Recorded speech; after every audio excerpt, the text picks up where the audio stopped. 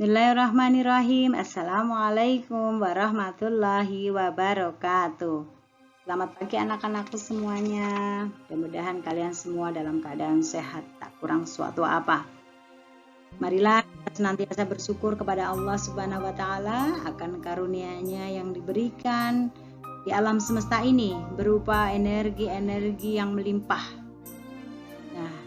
Energi yang begitu banyak yang sudah sediakan, kita tinggal menikmatinya untuk kesejahteraan kita semuanya.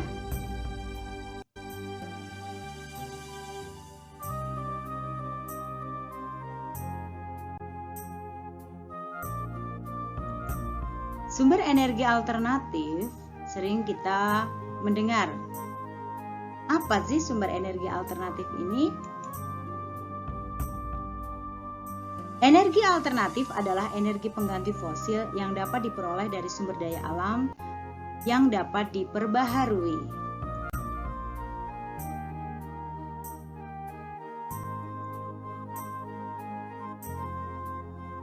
Berbagai jenis sumber daya alam ini tersedia melimpah di bumi dan dapat digunakan terus-menerus sepanjang waktu. Sumber energi alternatif yang pertama yang akan kita bahas adalah energi matahari.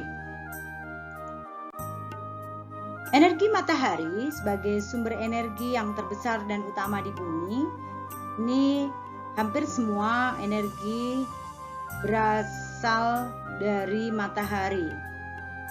Matahari menghasilkan energi panas dan cahaya yang berguna bagi makhluk hidup.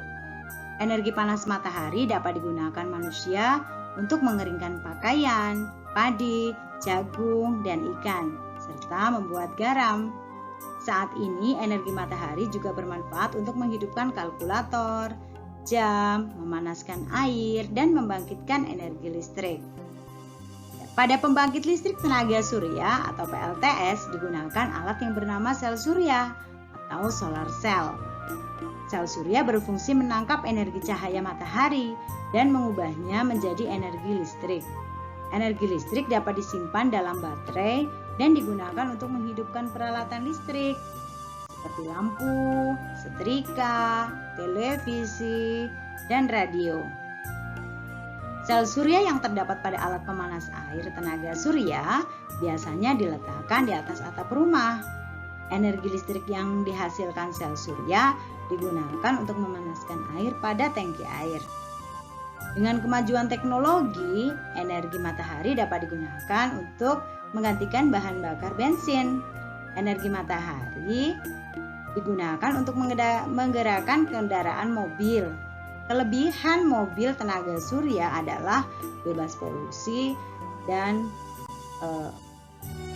khususnya polusi udara dan polusi suara. Jenis energi alternatif yang kedua adalah energi air. Energi air ini berasal dari air yang deras sebagai sumber energi gerak. Aliran air yang deras dapat dimanfaatkan sebagai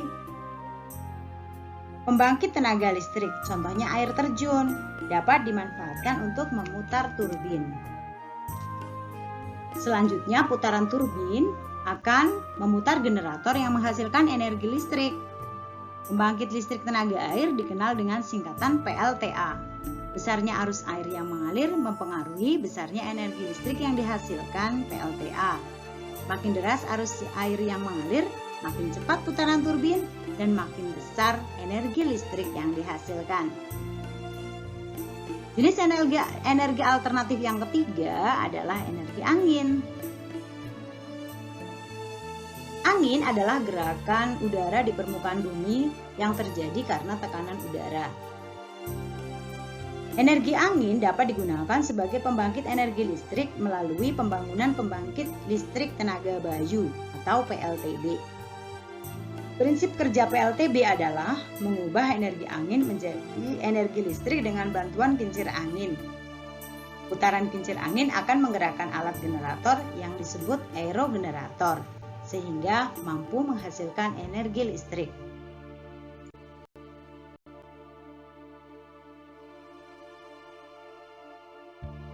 Energi alternatif yang keempat adalah energi panas bumi. Energi panas bumi ini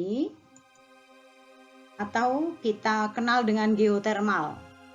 Ini merupakan energi yang berasal dari lapisan batuan panas atau magma yang berada di perut bumi.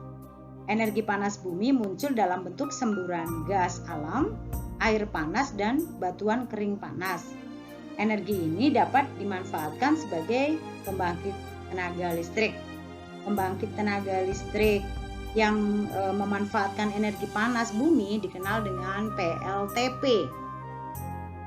Prinsip kerja PLTP sangat sederhana. Air dimasukkan melalui alat injektor ke perut bumi yang terdapat sumber panas alami. Air akan mengalami pemanasan dan menjadi uap air bertekanan tinggi. Uap panas dari perut bumi ini dialirkan ke separator untuk dipisahkan menjadi air dan uap kering. Selanjutnya, uap panas kering dialirkan untuk menggerakkan turbin yang terhubung generator pembangkit listrik. Energi alternatif berikutnya ini adalah energi gelombang air laut. Gelombang air laut pada saat memecah di pantai menghasilkan banyak energi yang dapat diubah menjadi energi listrik. Energi gelombang air laut mengandung energi yang dapat dimanfaatkan sebagai sumber energi alternatif. Gelombang air laut dapat diubah menjadi energi listrik seperti yang tadi Ibu sampaikan. Prinsip dasarnya dengan mengumpulkan energi gelombang untuk memutar turbin yang terhubung generator pembangkit listrik. Makin tinggi gelombang air laut, makin besar gelombang air laut, makin besar daya listrik yang dihasilkan. Potensi energi gelombang air laut sangat besar dan dapat dimanfaatkan sebagai pembangkit listrik, terutama di wilayah pesisir selatan Pulau Jawa dan Pulau Sumatera. Energi berikutnya yang akan Ibu kenalkan adalah energi bahan bakar bio. Energi biomasa merupakan energi yang dihasilkan dari bahan organik tumbuhan dan hewan. Tumbuhan membentuk bahan organik dengan bantuan energi matahari melalui fotosintesis. Hewan menghasilkan bahan organik dari tumbuhan yang dimakan. Kotoran yang dibuang oleh hewan mengandung energi biomasa.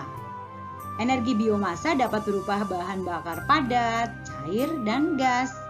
Bahan bakar padat dapat berupa kayu bakar, arang, jerami, kulit padi, dan kotoran hewan kering. Bahan bakar padat bisa langsung digunakan untuk menghasilkan panas dengan dibakar.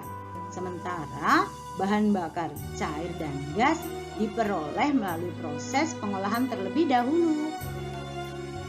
Bahan bakar biomasa bentuk cair adalah minyak. Minyak dihasilkan dari tanaman berbiji yang mengandung minyak.